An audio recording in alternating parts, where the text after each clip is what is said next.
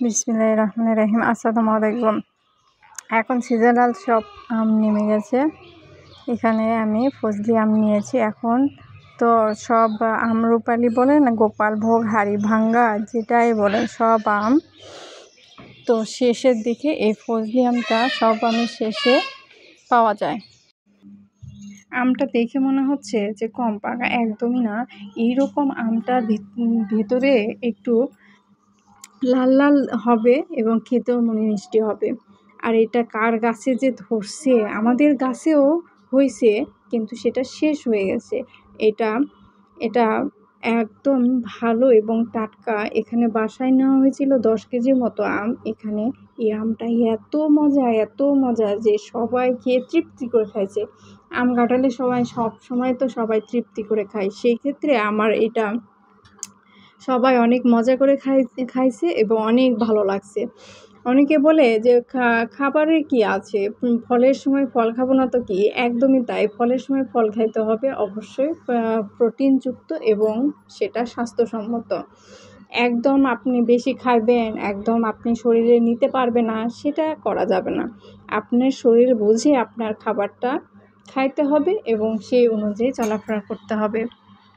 যাই হোক, অনেক স্বাস্থ্যসম্মত টিপস হয়ে গেল। এখানে এখন আম কাটার পালা।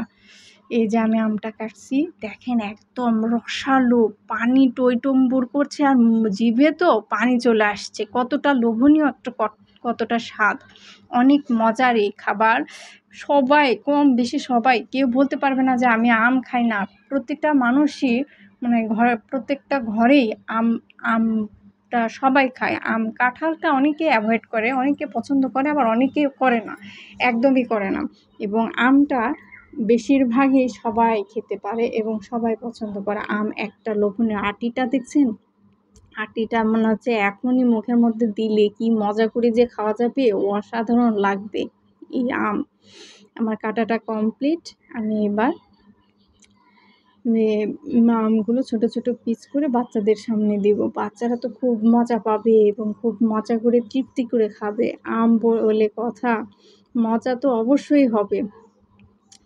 আমার কাটতে কাটতে হাতগুলো পিচ্ছিল হয়ে গেছে, আর এইটা মিষ্টি। আমি একটা খেয়ে ফেললাম কাটতে কাটতে, আর দেরি সইল না। আমি একটা মুখে দিলাম, আর মুখটা মনে হয় মুখ থেকে মস্তিষ্ক পর্যন্ত চলে গেল। এই মিষ্টিটা এতটা মজার, এতটা খেতে দারুণ লাগে, অনেক অনেক লোভনীয় একটা খাবার। আম আম ছোট বড় সবাই পছন্দ করে। এই যে আমার কমপ্লিট কাটা, এখন বাচ্চাদের অপেক্ষা করছে। আল্লাহ হাফেজ।